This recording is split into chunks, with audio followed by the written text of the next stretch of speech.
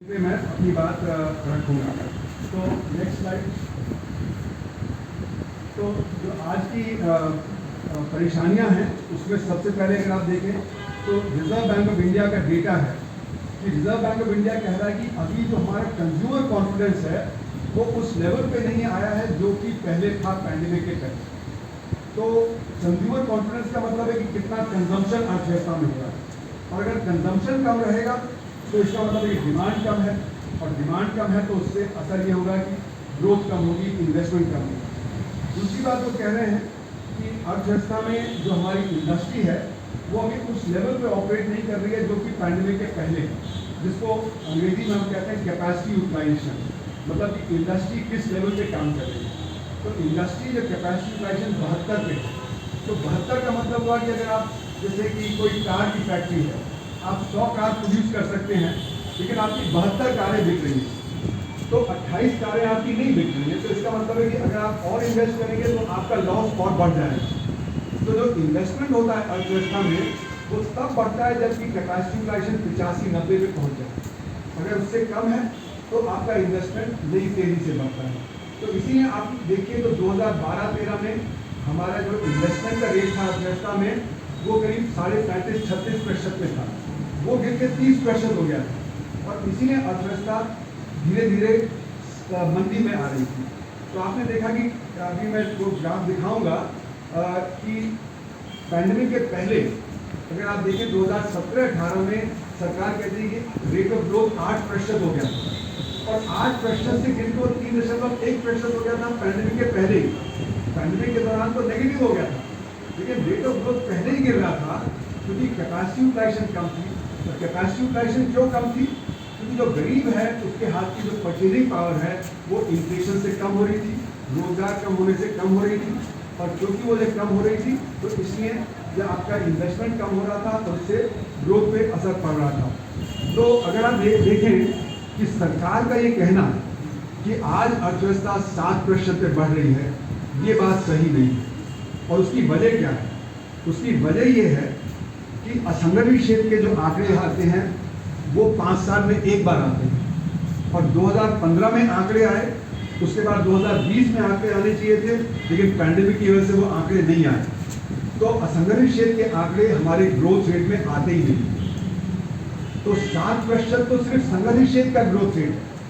अगर असंगठित क्षेत्र जो गिर रहा है, और इस पर मैं थोड़ा और विस्तार से बाद में बताऊंगा, तो वो गिर रहा है, अगर उसको हम जो अपने डेटा में इंक्लूड कर लें तो आज हमारा ग्रोथ रेट -1% है, ना कि +7%। तो हमारी अर्थव्यवस्था सबसे तेज बढ़ती अर्थव्यवस्था नहीं है, जो सरकार का एक प्रोपेगेंडा है कि आज हमारी अर्थव्यवस्था बहुत अच्छी है, चल रही है, और बड़ी अर्थव्यवस्थाओं में सबसे तेज बढ़ती अर्थव्यवस्था है।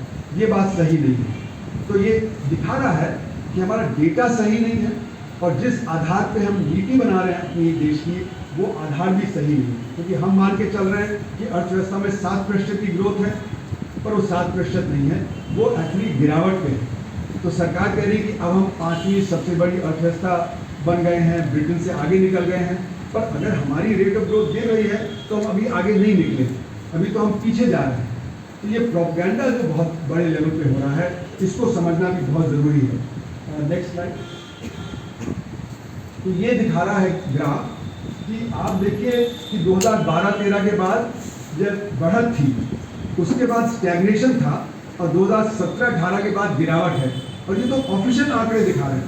इसमें मैं ये नहीं कह रहा कि हम असंगठित क्षेत्र, अगर असंगठित क्षेत्र में जोड़ लें तो जबरदस्त गिरावट दिखेगी। अगली स्लाइड। ये है 2012-13 से अगर आप देखें तो फिर पैंडेमिक के दौरान जबरदस्त गिरावट हुई, फिर बढ़त हुई, फिर गिरावट हुई। तो ये ऑफिशियल आंकड़े हैं, इसमें जो हमारा असंगठित क्षेत्र है उसके आंकड़े अभी आए ही नहीं। अगर उनको जोड़ लें तो और हमारी समस्या और ज़्यादा बढ़ जाएगी। तो असंगठित क्षेत्र के अगर आंकड़े अलग से जोड़ें तो रेट ऑफ ग्रोथ जो है, जो अभी पॉजिटिव में आ रहा है, वो नेगेटिव में दिखेगा। इसका मतलब है कि जो हमारा असंगठित क्षेत्र है उसको हमने एक तरह से अदृश्य कर दिया, क्योंकि वो डेटा में आ ही नहीं रहा। और असंगठित क्षेत्र में 94% लोग काम करते हैं, लेकिन 94% लोग जो गरीब हैं उनको हमने आंकड़ों में एक तरह से अदृश्य कर दिया। अगली स्लाइड। तो जो पॉलिटिकल स्ट्रैटेजी है आज सरकार की जो सामने नजर आती है, उसके दो बिंदु हैं जिसको मैं कह रहा हूँ ट्विन स्ट्रैटेजी है। एक तरफ तो ये है कि बड़े बड़े कॉन्ग्लोमरेट्स बन जाए, जैसे टाटा है, अडानी है, अंबानी है, जो ये चाहे उनको मिल जाएगा। तो ये बहुत बड़े बड़े, तो मतलब जैसे अडानी है वो एकदम से उनका $100 बिलियन से उनका जो वेल्थ बढ़ गया, यानी कि करीब 2.5 लाख करोड़ रुपया अतिरिक्त उनकी संपत्ति आ गई। तो अगर उसको आप कैलकुलेट करें तो हर रोज़ उनको 1,000-2,000 करोड़ का फ़ायदा हो रहा है। तो ये जो कॉन्ग्लोमरेट्स हैं, ये इसका पैटर्न है चाइबॉल्स जो साउथ कोरिया है। साउथ कोरिया में ऐसे बड़े बड़े कॉन्ग्लोमरेट्स बनाए गए थे, जापान में बनाए गए थे बड़े बड़े कॉन्ग्लोमरेट्स। तो वहाँ पे जो कॉन्ग्लोमरेट्स बनाए गए थे, जैसे दाइवू है, ह्यूंडई है, सैमसंग है, एलजी है, जापान में सोनी है, बाकी तोशिबा है, इस तरह के कॉन्ग्लोमरेट्स बनाए गए थे। उस पैटर्न को हम कॉपी कर रहे हैं। तो इन जो बड़े बड़े कॉन्ग्लोमरेट्स हैं, इनको सारी संपत्ति जो उनको चाहिए वो उनके थमा दे रहे हैं। और दूसरी तरफ कोशिश है कि 80 करोड़ लोग गरीब रहें। जैसे मैंने कहा कि उनको अदृश्य कर दिया। अदृश्य कर देने का मतलब है कि उनकी तरफ ध्यान नहीं है। तो उनकी तरफ ध्यान नहीं है तो वो गरीब रहें। गरीब रहेंगे तो उनको हम हर इलेक्शन के पहले कुछ ना कुछ देते रहेंगे। कभी उनको 5 किलो अनाज दे दिया, कभी उनको गैस दे दी, और उनको लाभार्थी बता दिया कि तो लाभार्थी हैं। तो पॉलिटिकली आप उनके ऊपर वो कब्जा रखेंगे और जो कॉन्ग्लोमरेट्स हैं उनको फ़ायदा पहुंचाते रहेंगे। तो एक तरफ पब्लिक में ये बात कि हम तो हितैषी हैं, आम जनता के हितैषी हैं, हम तो आम जनता की तकलीफ की तरफ ध्यान दे रहे हैं। लेकिन अगर आप इसको बात को समझें तो असंगठित क्षेत्र की सबसे बड़ी परेशानी क्या अभी पिछले दिनों आई?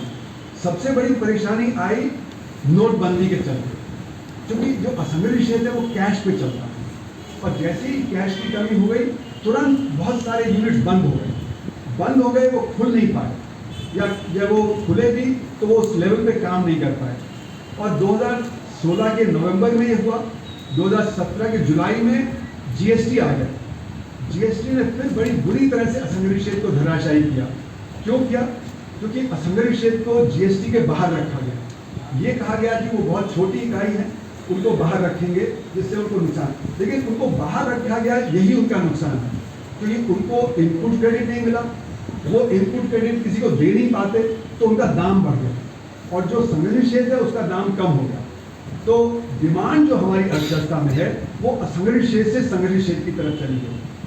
तो संगठित क्षेत्र तेजी से बढ़ रहा है और असंगठित क्षेत्र गिरावट में है।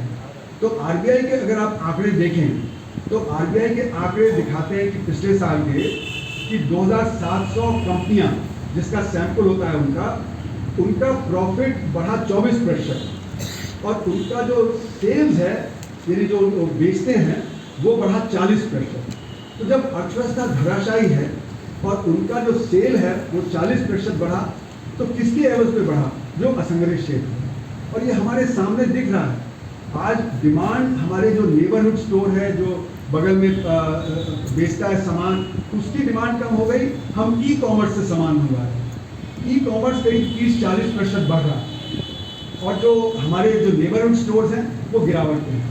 उसी तरह आप हिंदुस्तान यूनिलीवर की एनुअल रिपोर्ट देख लें, वो कह रहे हैं हम बहुत खुश हैं, हमारा मार्केट शेयर बढ़ रहा है, क्योंकि असंगठित क्षेत्र इससे कोप नहीं कर पा रहा है।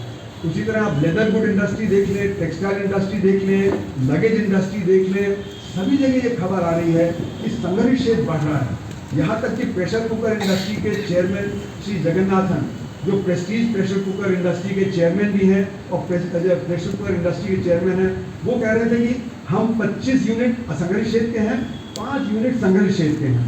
हम 5 बहुत खुश हैं कि हमारी डिमांड 24% बढ़ रही है। और क्यों बढ़ रही है? क्योंकि असंगठित क्षेत्र जीएसटी से कोप नहीं कर पा रहा, वो गिरावट पे है, तो डिमांड इधर शिफ्ट कर गई।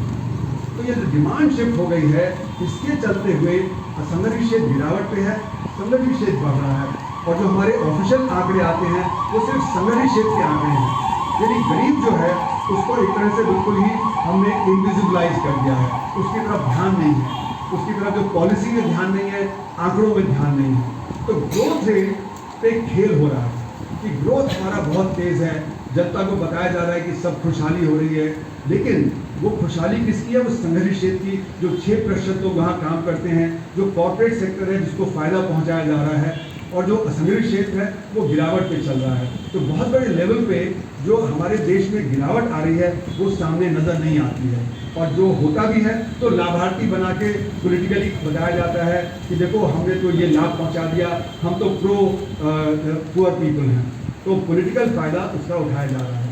अगली स्लाइड।